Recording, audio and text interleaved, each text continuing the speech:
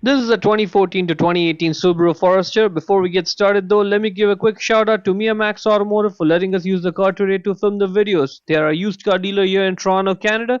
Check out the link in the description for their entire inventory. Now that's the light over there. The way to access it, we have to first open up the lift gate. So open the lift gate.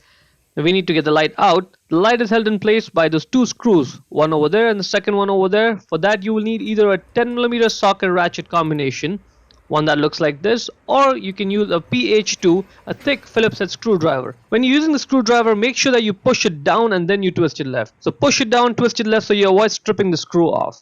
It's better to just use the socket ratchet combination though. Use that, take the screws off one by one and keep them somewhere safe. You don't want to lose them. Now to get the light out, we need to push it straight, not at an angle. You don't have to wiggle it, just sort of hold it the way I'm holding it and then push it to the back of the car straight. It's gonna pop out and that's totally okay, don't worry. Okay, push it back straight. Now if you want, you can just replace the bulb as it is, or if you want to make your life easy, just press down on the electrical connector there, get the connector off, and now you can just take the entire light out and just work on it in peace, right? Just get it out. There it is. Now that's where the rear side marker bulb is. That's the bulb holder for it. Grab it, twist it left to loosen it, and then pull it out, and out it comes. That's the bulb right over there. In order to get the bulb off, all you have to do is just grab it and pull it out straight. It's gonna come right out. You may have to wiggle it, but it'll come off in a few seconds. The bulb type is 168 or 194. Again, 168 or 194. Get the new bulb, push it in, and that's it. Now let's put the bulb holder back in the light.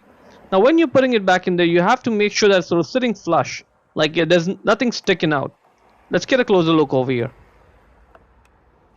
Just like that. See how it just drops in? Yep, that's looking good.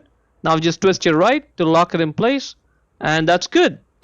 We can put the light back in the body. When you're putting it back in, you have to make sure everything's aligned. Like those two holes over there, there's one black pin that goes in that hole. Then there are two metal alignment pins on the light. They go in those two slots, and then there's the black cutout that goes on the white tab. Everything has to be aligned. That's the whole trick to doing this right. But before that, let's not forget to put the electrical connector back on. It just goes in one way. Click it in place. Align the light the way I'm showing over here. Be patient, it's going to take about a minute. Just align the light and particularly pay attention to this tab over here. There's one in the corner. Just make sure that slides on correctly. Once it's sliding on correctly, the light will not be sticking out from the body. Like it won't be like sticking out, because if it's sticking out then it's not going in properly. Okay, so align it properly. It should look the way it's looking right now in the video.